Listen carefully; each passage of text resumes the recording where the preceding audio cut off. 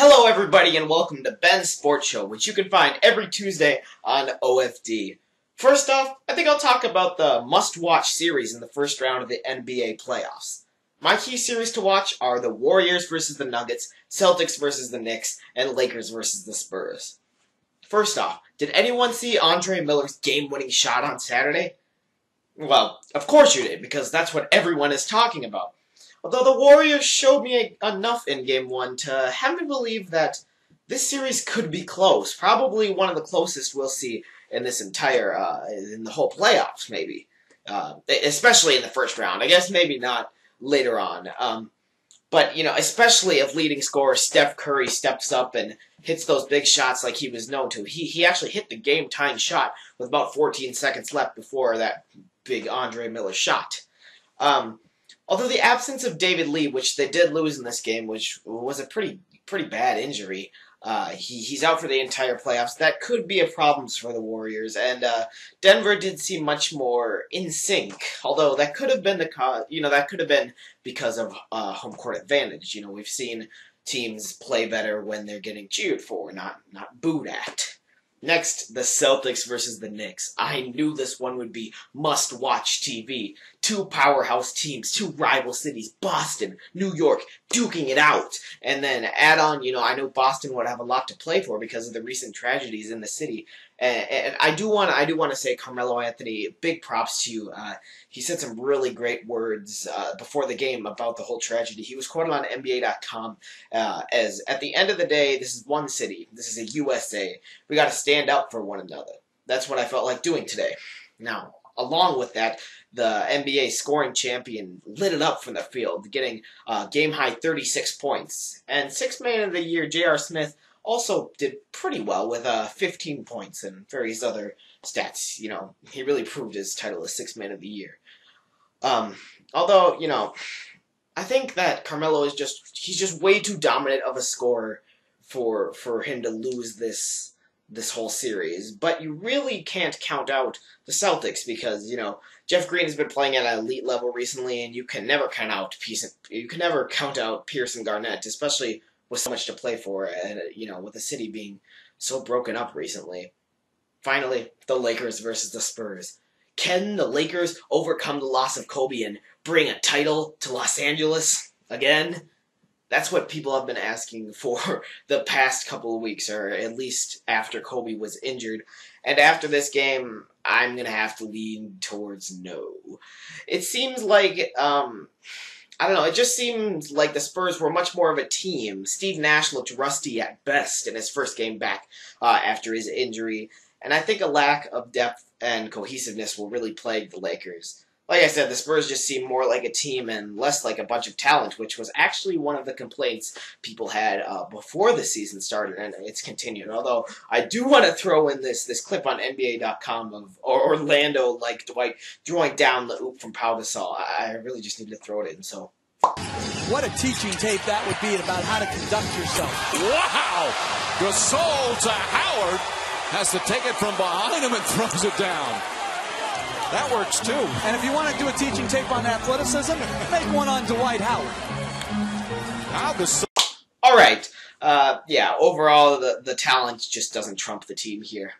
Now, moving on to the upcoming NFL draft. Now, the first round of the NFL draft is on Thursday, and I want to name some of my prospects that I think you should watch out for in the draft, see where they land, and then I also want you to watch them during the next season and in their careers, because I feel like these guys are the highest at upside potential, but also could come crashing down. So, first I want to talk about Ziggy Ansah, the defensive end from BYU.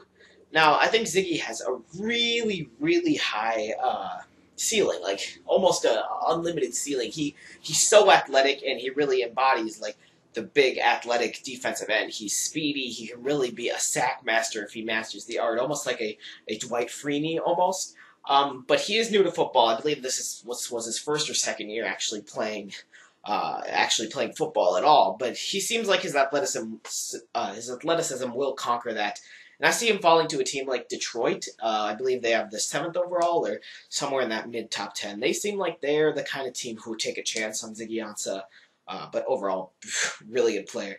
Next, Cordell Patterson, another player with an unlimited ceiling and who hasn't been in football. Well, he's been in football, but who hasn't been on elite football for a while. He went to junior college, I think, for his first 2 years. This was his second year playing at Tennessee, and he seems like he could be the next big receiver. He's big, he's fast, he has pretty good hands. I see him like a Randy Moss at his ceiling, at his top. I don't think he's going to come into the league like a Randy Moss did, but I see very similar comparisons. Tell me if I'm wrong. But I think he's getting way under, like, he's been way under the radar compared to Tavon Austin. I think Austin from West Virginia, way overhyped. I think he had a pretty good quarterback, and people compare him to Percy Harvin, but I just don't think Percy really hasn't had that great of success in the NFL, and that's coming from a Vikings fan. It's not just because I'm bitter, but no, I feel like Cordell Patterson is the best receiver in this draft, and I think that he will grow up, or he will end up being the best receiver from this draft class. Next, Geno Smith, the quarterback that I just mentioned, who threw to Tavon Austin back at West Virginia. Again, I think he has a really high ceiling, but a really low floor. If he's either going to do really great, become that franchise quarterback, become the next big combo QB, or he's going to just hit the bottom and just really turn out to be a bust, like some people are calling him. This is one I'll have to watch. I'm leaning more towards that he's going to have a really good career, but I really don't know here. Next is going to be Manti Te'o. I know, guys, I'm not here to talk about all his off-the-field issues. I think on the field, he has a great mentality, a great work for the game, and what he lacks in physical strength and speed and all that, I feel like he makes up with his work ethic and his locker room presence. Next is going to be a guy not a lot of people are talking about. His name is E.J. Manuel. He's a quarterback from Florida State. He's in, I believe, Mike Mayock's top 5 QBs. I think he's number 4 behind, like, Barkley, Smith, and Ryan Nassib from Syracuse. But this guy, I think he has the potential to be the next Colin Kaepernick. He does throw a lot of interceptions. That's the only really downside I can find on him, and I think he can fix that. He studied under Christian Ponder for a year, so he has some experience being a backup for a while and then stepping into that star role, which he did perfectly at Florida State. Next is Matt Barkley. I think normally ranked the 2nd or 3rd QB list on most NFL lists. I think this guy is still way under the radar. I think he could grow up to be the biggest. He seems like he's the most traditional QB in this draft.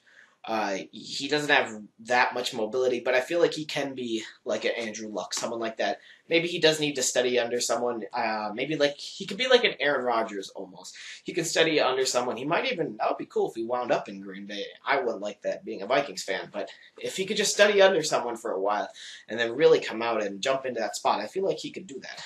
Now, our final player on my list here is Tyrann Mathieu, the Honey Badger, the bad boy from LSU. While he did run into some troubles while he was in college, I do feel like he is a changed man. He seems to have changed his group of friends. Really, I think he found religion, and he just seems like he's a changed kind of person. So I feel like he can really, he has a huge ceiling. All these players have huge ceilings, but at the same time could be pretty low. I like that people like when teams take risks. I feel like these are all players that you can take a risk on. And I'm pretty sure they all turn out to be very quality players, especially Tyrann Mathieu. So, guys, I guess that's all I have to add in today. Tune in next week when we talk more about the playoffs and about the NFL draft. I will do a much more in-depth NFL draft coverage next week on Tuesday. But make sure you tune in for that. Or if you want different topics, just comment down below. I'm open to new suggestions. And I guess until next time, tune in next time, I guess. Tomorrow will be the serious topic for OFD, and I think you guys will like it, so I don't know. See you guys later.